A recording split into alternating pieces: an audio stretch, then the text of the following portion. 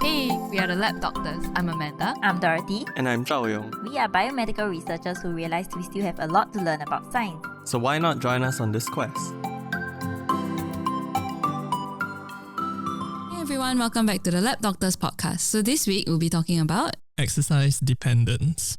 dependence. Dependence, yes. More specifically, I want to talk about a study by Stenson et al. That investigated the phenomena of exercise dependence in the context of escapism. Huh?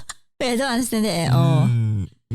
So that's why my first thing that I wanted to do was define what exercise dependent or addiction is. Basically, exercise addiction has been described as a morbid pattern of behavior in which the habitually exercising individual loses control over his or her exercise habits and acts compulsively. So basically, you exercise without actively recognizing whether or not you want to exercise, or you just do it. It's like an It's addiction. like an addiction, yeah. Who will get addicted to exercise? Oh. I can't even move my butt to the gym. for this is. Yeah, I wonder who. But like how often? What do you mean it's like an addiction? So the addiction also requires you to experience negative consequences to health Oh, and also negative consequences to his or her social and professional life. So that's what addiction is. I mean, obviously it's a spectrum, then it's from dependence to addiction. Yeah. okay. So in fact, exercise addiction is classified as a behavioral addiction, and other addictions under this category include gambling, sex, or internet addiction. So about 25% of recreational runners and 40% of competitive runners show signs of exercise addiction. And these signs include salience, so like a sense of self-importance, Okay. conflict, mood modification, withdrawal, so like withdrawal from like social circles or society, tolerance, and also relapse, which is like maybe like you Stop stop and then you like relapse unconsciously into restart again. Yeah. it's like some spin cycle. Yeah. Oh, the cult. Yeah. And all of these symptoms actually coincide with the components for the models of addiction. So it's a thing, basically, if you can be addicted to almost everything. Yeah. Oh, is it like maybe, not saying all, but like bodybuilders, maybe they have the addiction to look a certain way, so then they want to exercise So it can to be, become that way? yeah, so it can be initially motivated by like, Extrinsic yeah, things. So we'll go into it, but if your motivations are wrong, then what you get out of it is also not as much. Like what you get out of exercise is also not as much.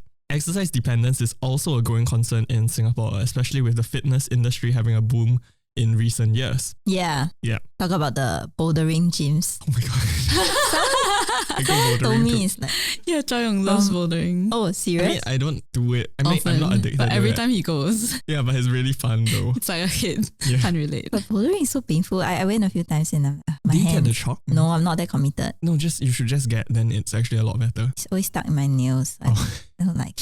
Okay, but anyway, a study conducted in 2019 found that 9.2% of Singaporean adults actually exhibit signs of exercise dependence. With higher, 9.2. yeah, so it's actually That's Not a pretty lot. high. it's Wait. like high. I mean, compared to 10%? the like 25% of recreational runners and 40% of I guess. professional competitive runners. But I feel the running thing is because you get a High. runner's high. Yeah.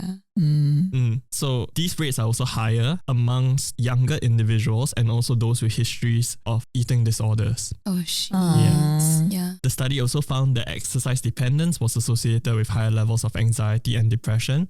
But isn't exercise supposed to be good for your mental health? So that's the addictive aspect of exercise. Oh, okay. Because of the runner's high. Yes. Oh, and endorphins, I guess. Was it endorphins? Was No. endocannabinoids? Endocannabinoids. Yeah, Ah, it the masks cannabis. pain and And you I know. guess psychological pain.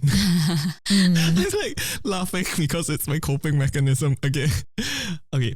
But yes, so the term used for this is euphoria, that's associated with addictions and also escapism. So, as defined by the APA Dictionary of Psychology, escapism is the tendency to escape from the real world to the delight or security of a fantasy world. So, it may reflect a periodic, normal, and common impulse like daydreams or accompany symptoms of neurosis or more serious mental pathologies. So, that's escapism. And so my question is escapism bad? not necessarily. Ooh, why? If it helps you cope. But it's like you're escaping from reality. I guess in small doses. I mean, isn't that why we watch shows? Yeah, True. All solid points. And so, yeah, not always. Escapism can be good, but it's purely dependent on whether or not escapism is adaptive Or maladaptive. Oh my gosh, the running theme. Yes. But yeah, I feel like everything it's a balanced thing. Yeah, exactly. So what this group defines adaptive and maladaptive is these two things. So adaptive escapism is termed as self-expansion. And the purpose of this escapism is rooted in promoting motivation. So like partaking in an activity that nourishes one's subjective well-being, and then when they feel sufficiently restored, proceeding to resolve the initial trigger. So like, let's say I'm very stressed about work. I go and exercise so that I bring my stress levels down and then I feel better. Then I can like work productively. So the exercise is to help me work further rather than To escape from reality. Exactly. Maladaptive escapism is termed self-suppression and is rooted in preventative motives. So individuals engage in an activity to prevent, suppress, or distract from troublesome thoughts or emotions. And if you feel like somewhat familiar with like this kind of experiences before, it's because it's basically procrastination. Right. I was thinking about it. Yeah. Like that's me. Where individuals avoid an urgent task, causing the task to become increasingly pressing and the situation becoming increasingly uncomfortable. Stop.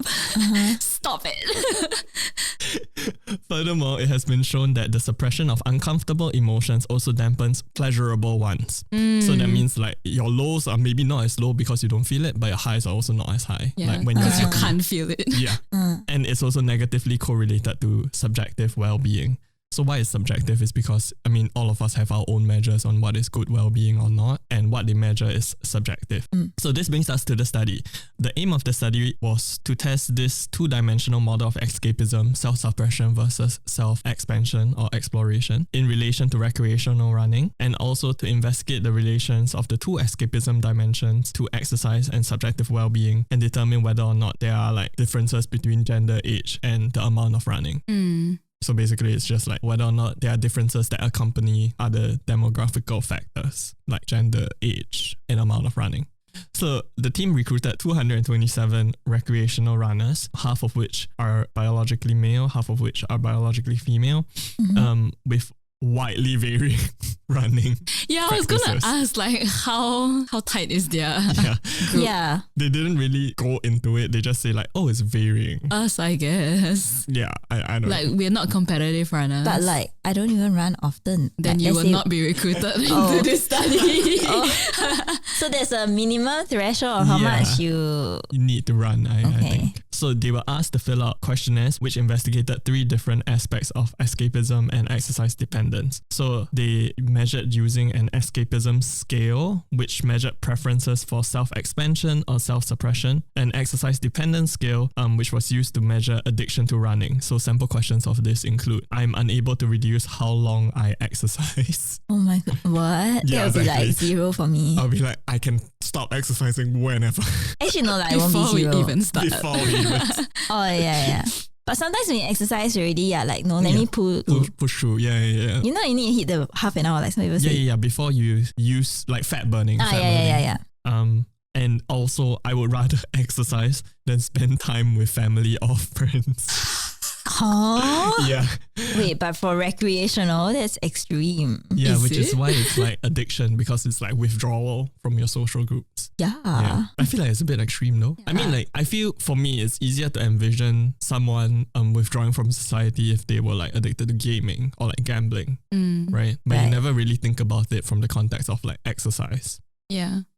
Yeah, but it happens. And so the last thing that they also, I guess, questionnaire was subjective well-being, which was assessed through a life satisfaction scale.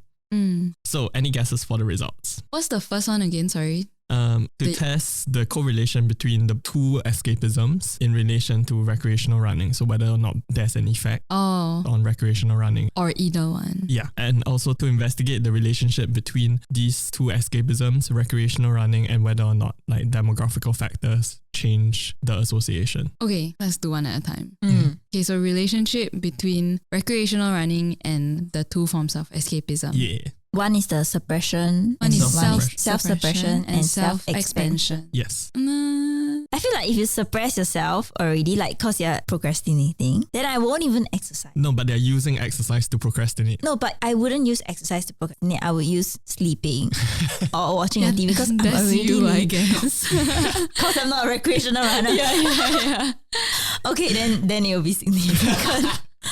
I feel like it could go either way. And how much are you running? That's the one thing. Okay, so we think that it's related. You think it's related to self-suppression. Yes. I feel like for running, personally, it would be related to self-expansion more so than self-suppression. Ooh. And okay, I don't know. For me, running is very grounding because do you know what I mean by grounding? Yeah. Like it brings you back to baseline. No. It makes me aware of reality. Yeah, it brings you back to baseline. Is that what brings you back to baseline means? Because remember what escapism is. Oh, yes.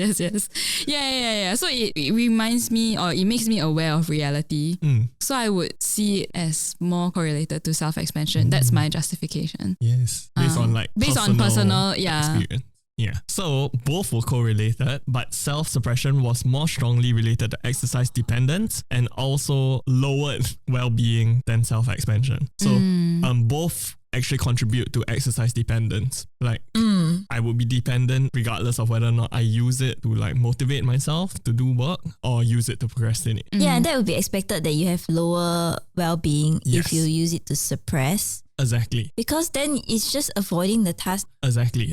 Then I'll feel so much more burdened. Yeah, which is, I guess, the same problem as addictions in general. If they prevent you from doing the things you're supposed to do, then naturally your well-being will be lowered. Yeah. Okay, so next, whether or not there is a correlation between the two escapism dimensions and the other demographical factors. Gender, age, and how much running. Yes, don't think too much because there's no result. Oh, great. Okay.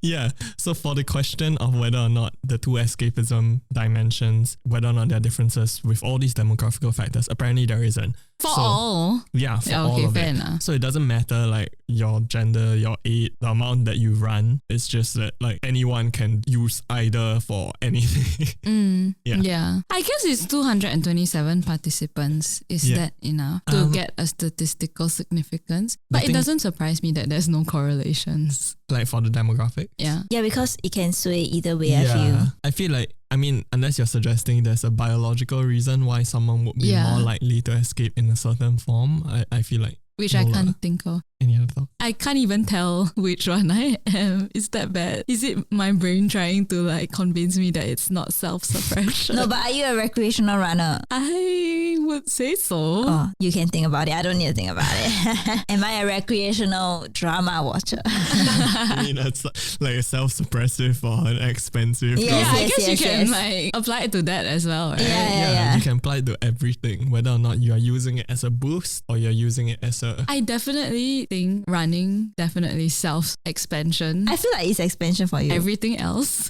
for Yeah, my because other addictions. yeah, you feel that you feel better after you run. Yeah. I don't know. And like I feel more focused after as well. Same for me. So when I run, like I feel more motivated to do things after. Yeah.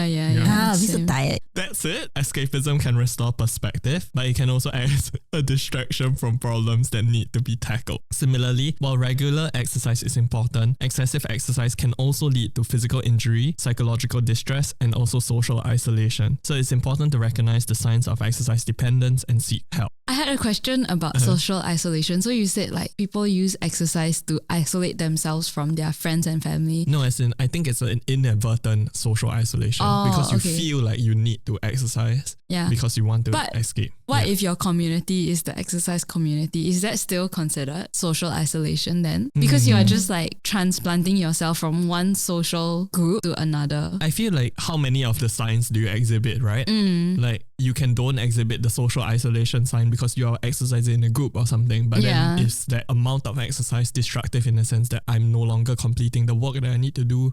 I'm no longer investing in the relationships I used to have. All these other things also kind of inform towards addiction or so you need like probably more than one. But in general, I think social isolation is something that they have found to be like I don't know, it's like symptom. Yeah.